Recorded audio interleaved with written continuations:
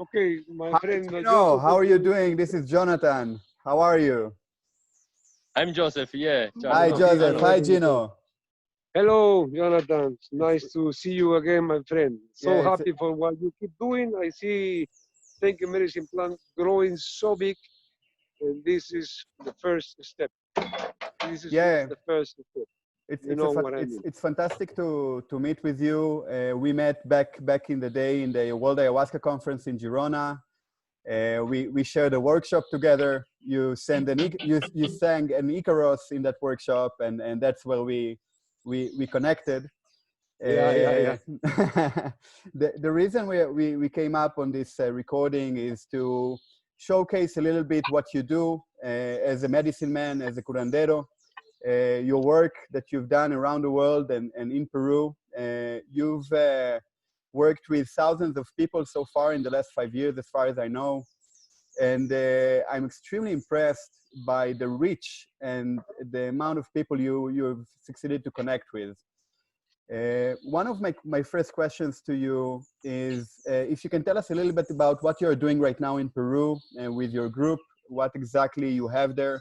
Talk a little bit about your current operations and your approach to plant medicine and ayahuasca specifically. Very well. Thank you for your introduction, Jonathan. Here, I had to come. I come to Peru now. I'm already working I decided to bring the medicine out 5 years ago. The mother showed me crystal clear that it's needed, and I was kind of pushed. I didn't want to do, but you know, the mother is the mother, so I had to follow up.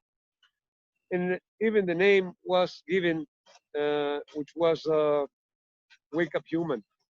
And I didn't know how to approach it, so I started going first to Holland, twice a year for 2, 3 weeks, 3, 4 retreats. And then next year, the same, and so on. So, and then I said, okay, this is Europe. And then I brought the name of Wake Up Europe. A lot of people know this journey that I bring twice a year in Europe, Wake Up Europe Medicine Plant Tour. And then lately, America jumped in, and that is the Wake Up America, embracing US, Costa Rica, Puerto Rico, Mexico, Canada. We are just growing very fast there. I'm saying we because I cannot do this alone. I have some assistants, some helpers. I'm already here in 64, a little bit tired. And then came in the Wake Up Oceania, New Zealand, and the Wake Up Asia. We're going now in February, March to India, Japan, and Bangladesh. So the thing is, shaman and curandero has to go where the mother brings you. I don't look for anything. I don't crave for ceremonies. I go where people open the door, they know the work. I go there, humble, honest, do my work 1 week or 2 weeks, or what is needed, and then go in another country, in another country. For me, it is very, very demanding. Not so much the work, but the traveling. At my age, it's very hard to go jumping like a kangaroo from one country to another, packing and packing, packing and packing.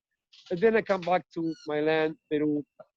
I'm from the Andes, the Inca, and in the Amazonia, mestizo lineage, because I have to come here to brew my medicine. I only work with the medicine I do myself. I never have worked with something that somebody sold me, some facilitators. I mean, most of them work abroad with something they buy. Even here, some shamans, they just purchase the medicine or make somebody to cook for them. And that is sad because I think the shaman is the first one to put his own energy. He is the healer. How can I heal with something that somebody else has prepared with his or her energy? I'm not saying it's wrong. It's my approach is I can heal. I put my energy, my heart, my intention, my singing, my caro, and my mapacho in the medicine I will use. And then I test it. And this is exactly what we're gonna do today here, because I come to do dietas. I do 4 dietas in a year: January, February, Amazonia. This is what we're doing now. April, May, and sometimes September, August, September. But it's very hard for me because I'm mainly abroad. I'm coming to Costa Rica probably in May. For a long time I don't go there, like I don't remember. But then again, I will show you what we do. Here we are with some of the participants of the Dieta from all over the world: UK, Italy, Norway, Germany, Peru, and so on. And they come here in a very, very raw little house, really, really raw, in the middle of nowhere. You see, wooden little house, toilet is very raw, but it's okay. And we have here my beautiful group, which I share with you.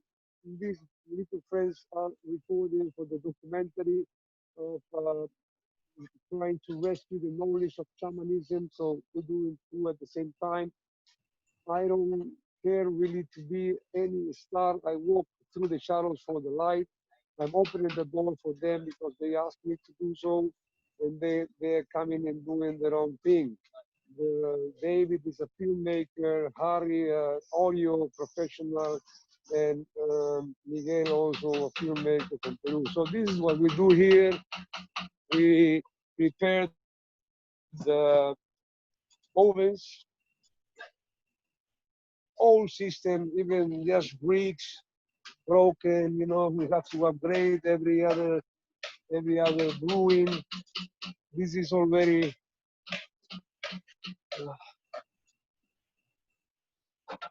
the brewing. This is the first. You can see it's chocolate color. This is the first and second brew because some shamans they load the bowl and they take like 6-7 boils of the same plants. Yes, yeah, I mean, everybody has his approach. I only do 2. So I put the first boil, we bring it, like you will see the color. It's very, very hot here. ¿Dónde está la primera? Acá, por favor. Gino, how many days do you cook the tea? Sorry? How many days do you cook the tea? How many days do you work to create the preparation? No, la primera quiero ver. It's okay. This is the remaining of one of our brews. This is the first brew. You can see the color. This is light brown. But the first brew is the more loaded with Chaka Runa. Then again, if you brew 6-7 times, the last brewings have very little Chaka Runa. And what they do is they mix all the brews, the 6 or 7, with the first one to make an average, but not my approach. That gives a medicine in my approach, not the one I work with. I do this only twice. And then you get the first plus the second, more chocolate. Okay. This is already reducing because what I do is I brew from one bowl twice. I bring the medicine out, we start to reduce, and this is what we get after hours and hours and hours. First brew, minimum 4 to 5 hours. Load again the bowl. Second brew, 3 to 4 hours. Then you mix them both, you start to reduce for 15 or 20 days. And then Gino, you get this. Then, look, I'm gonna show you what you get. a paste. This is really, really concentrated. Okay, and this is the way I would. But that is, of course, not to drink. This is for my work abroad. There are certain levels of brewing. Some of the Brazilian churches work with the first one that I show you, very, very light brown, with a lot of Chaka Runa that hits you in 15 minutes. but it goes down a little fast. That is why they drink 4 or 5 times in the night. The one I brew, we take 1 cup, 2 maybe, stays there for 5 hours. And that is why we do the ceremonies that long. Okay, So, Gino, my question to you is all this effort that you are making and doing, all this flying around the world and bringing people into contact with the medicine in a safe environment. Why do you do that? Why do you personally think it's important, the work you do?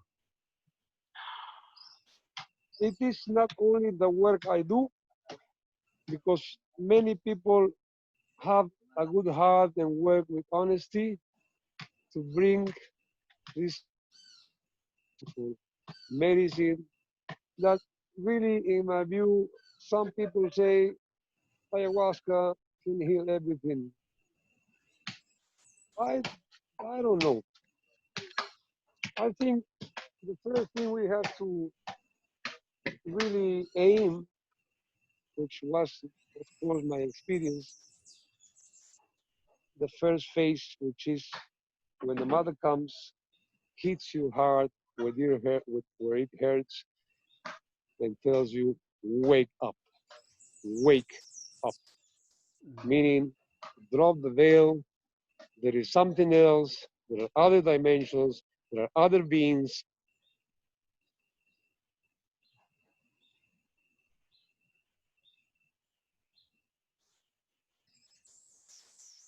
Then the healing comes. Because during the process, of course, it's also healing at the same time as the awakening process. There is a lot of cleansing that you have no idea what's inside you. That is awakening. Because when you look in your bucket, black, dirty, filthy, heavy, you say, where is this coming from? I didn't have food for 2 days. That is energetic cleansing, your etherical body. Really black. And I once grabbed a bucket of a participant, maybe halfway full. It was like lead heavy. This is something different. So the first stage is, wow, I can see what happened in my life. I can see what is troubling me. I can see my pain. I can see my wounds. I can see my abuse. Now I know I can purge it. The beginning there is fear, but once you go through it, the fear is dropped. Will is there because you're there in the ceremony room, and trust builds up with the shaman that you're working, and especially self-trust. I can do this. I'm here. Now I know what is this about. I will do it. And then the second stage after the cleansing goes along with the healing, because you can see in the past your wounds, you cleanse them, you purge them out. In the Amazon, the old masters, we never talk about let's take ayahuasca. We say let's go take the purge, because it purges you. I will show you something I was telling my friends here. It's very interesting. It's very, very interesting. Why the vine? Ahí nomás. Dame una que esté torcida, ¿ya? No, ábrela primero. Quiero una que se vea el resorte. No la pases tanto para que se vea la conformación de la...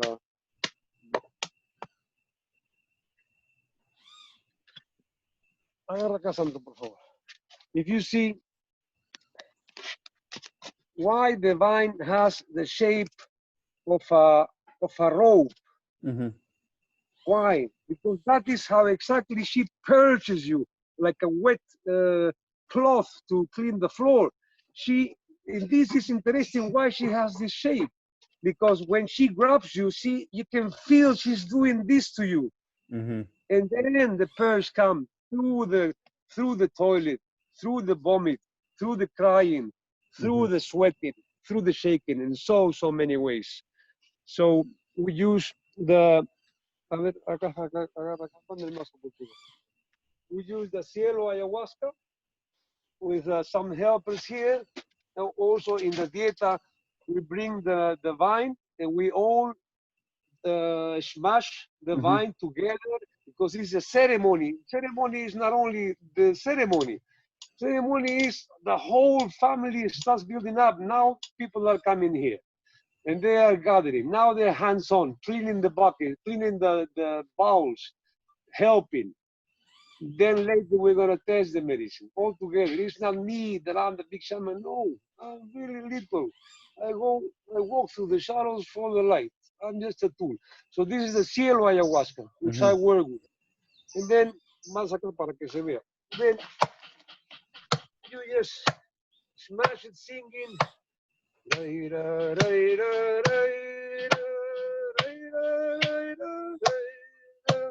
Ayahuasca y más, taki taki muy, pura pura iruna, cuerpecito iruna. So that is what we do. We open the vine, we take the bark a little bit. The size has to be kind of a size that it can fit in the bowl. And then we choose the leaves, very interesting. The thickness of the leaf is very important. Some leaves are very thin, not good. This is a very thick. The color, dark green, long shape. But the more important thing, it has like little tridents in the back. No te muevas. 1, 2, and 3. The more tridents, the more DMT. Oh, wow. 5, Sahamol, 2, 3, 4, 5. Good. Thick, very good. But still, the beautiful Chacuna is a maestra. In my approach, they come along with the mother for thousands of years. They both know how they together. I don't know if Chacuna is the light and the ayahuasca is the strength of many people. This is just theories. For me, the beautiful maestra, Chacuna, opens the door for the mother to come. It's just the tunnel. It's just the gating in the realm and the patterns and the colors, and then boom, you're there. And then the mother comes in. If you know how to surrender, if you have the will, if you open your heart, then she comes. And especially if you have respect and humbleness. You come, I know this work, I'm big, I know a lot of pride, boom, you go down. No exceptions. Really humble. Myself, I go in ceremony, I don't know anything, I go little, mother help me through, give me the strength to do my work, that's it. So, yeah, the patterns, the colors, some people come loaded in the head, they are craving for patterns and colors. The more you crave, the less they come. Surrender, blank, as a canvas for an artist, so the mother can come and paint you. Imagine you bring a canvas already started for an artist. You did some drawings. And then the mother comes, where do I start this? This is upside down or what? Blank. So they can come and really give you what you need, which most of the times is 100% different of what you want, which probably was your intention. No intentions. This is my approach. Another people say settings. Settings is okay. Set intentions, not in my view. The mother really doesn't give a damn of what you want. She says, you wanted this. Not tonight. Come this way. I'm gonna show you something different. I definitely Okay. relate to that experience. Gino, I have a question for you. Yes. First of all, thank you so much for sharing your workspace and what you're doing there with the group that came from Europe, from different parts of the world to share with you the space. Okay. My question to you is... Just a minute. I'm going to show you how you load. Sure. How we load. Go for it. Aplasta un poquito de arriba. Súbete para que aplastes. This is how we load the oven. Si puedes. You see, this is wood sand. And we put a lock down and a lock up, like in an L shape. And then we bring this out. You have to press it very deep. And that this really gives the right temperature for the medicine. Okay, sorry, I cut you off. You were asking. No, absolutely no problem. Thank you for showing us the ovens. So my question to you is, you from day one have helped us out with the coming out movement, with the raising awareness about the healing modalities, and one of them is the ayahuasca. Why do you think, and that's kind of what do you think can happen if we can normalize the conversation with in the Western world, in Western society, around entheogenic plants, around what scientists would call psychedelics? What can happen? What is your vision for what you're doing in relation to Well, this? Because first you're of going all, around the world, I didn't answer allowing your people, first waking up question. I people. do this work to bring healing and mostly awakening to Mm-hmm. my friends. I love it when young people come. David has 22 years old, and he's already stepping in. I have had little guys from 18, 16, 20, because they are the ones that are gonna face whatever is to come. I'm on my way out. A lot of people. So I tell them, bring more people your age. Really, I am open to all kind of people, participants. It's good for the people 60, 70, 80, because then you drop fear of death and you go at ease. For the young ones, it's another aim. Is to wake up, to open your eyes, look where you're standing, look all this theater, step us out of it, step out of the matrix, don't get hooked, drop the virus of the phone, just really open your eyes and do what is in your heart, what you're meant to do. Mm-hmm. Find out your gift, Mm-hmm. accept it, make it grow, empower it, and share it. And that will give the meaning. If you have a gift, and then you have two options, to accept it or to look the other way. And then you become a waste, because that gift can be given to somebody else. And then that is my approach. So why I do this work? I do this work because I want to bring the most awakening and healing I can. It's hard for me traveling, but there is nothing else I would like to do, because that was a gift I was shown, and I decided to accept it, empower it, make it grow, and share it, which is what I'm doing now, because I'm on my way out. I have one or two students, not too much, but the door is open. My approach is the mestizo approach, not the better, not the worse. It's just different. And the change you asked about, I didn't understand your second question. My question to you is why do you think it's important that we normalize the conversation around these healing modalities? Because right What now do you it mean? is available and acceptable in Peru, but many countries you Uh, go to, there is a stigma around it. There is a lack of acceptance. I understand. That is why people like you is needed. Because when you were met in Costa Rica, nothing was there still. You did this so fast because it was in your heart. I could feel it. I felt you different. And I know you were going to bring something, and you're doing it. More people like you will find their own way to put a little sand or grain of sand in this work. You know, everything is about control, Jonathan. I'm Mm-hmm. not going to see any change. I know this, and I accept. I am detached. Mm-hmm. Maybe in 10 years, I'm out of here. But I have to make people aware of this medicine, which is very powerful, which was hidden. And if somebody wants to follow the path, welcome. Here is the torch. I will teach you. It's not a path. Some people say, I don't want to go in ceremony because that is not my path. It's nobody's path. This is a medicine. You're not going to go forever to the hospital. My path is the hospital. Yeah, really? You're not going to do that. So this is a medicine. You Right. go there when you're sick, you need a disease. Some people know the medicine. They come twice a year to Peru because they know that one dieta can stay high for 6 months and then it starts going low. So this friend comes in January, does a dieta. February, March, June, July, boom, he comes again until December. And there is a people need to do ayahuasca.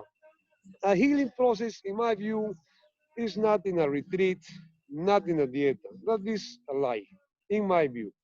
It takes time, it takes work. Average 1 year. Mm-hmm. Then you're healed because no matter what, in my experience, you will go back to bad habits. It is like that. The only thing that will avoid you to go there, to go in the disease, in the toxic people, is repetition, repetition, practice. Go back until you don't go back out of the line anymore. Mm-hmm. And that takes time. To learn A, B, C, D in school, you take like 2 years. A, B, C, D, E, F, G, and repetition, repetition, repetition until you don't have to think anymore. Here is the same. Repetition. No, that no, no. I don't want that. No. And then you don't go out of the line and you said you don't need any more medicines. You find your purpose. You find your life. You're cleansed. You're healed.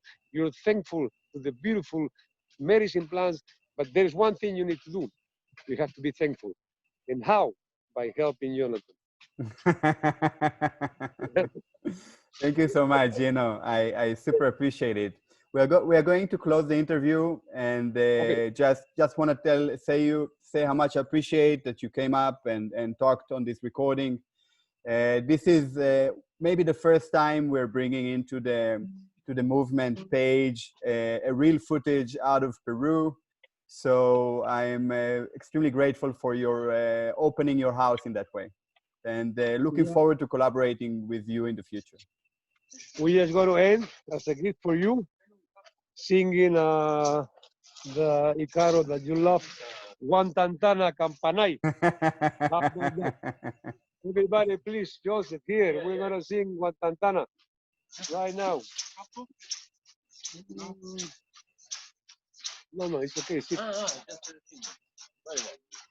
Just a minute. Okay, you can sit there. You need the manual. You can go down. No. You don't think because it is cold. Yeah.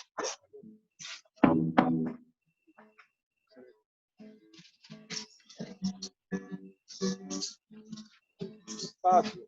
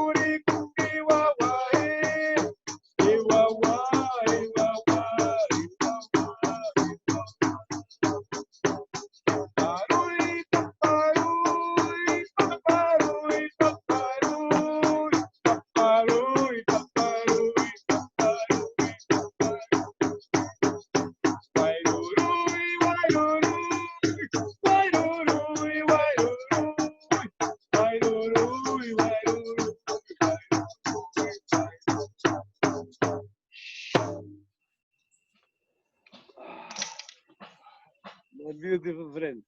This is my gift for you. Thank you so much, Gino. Thank you so much. To all the people of Thank You Medicine Plan, please bring your support, Jonathan and the team, because it's needed. Jonathan knows we have talked. This is just the first stage, my friends, getting the governments and the people that take the decisions that they need to know this is not bad, this is good, this is not risky, this is healthy, this is positive for humanity.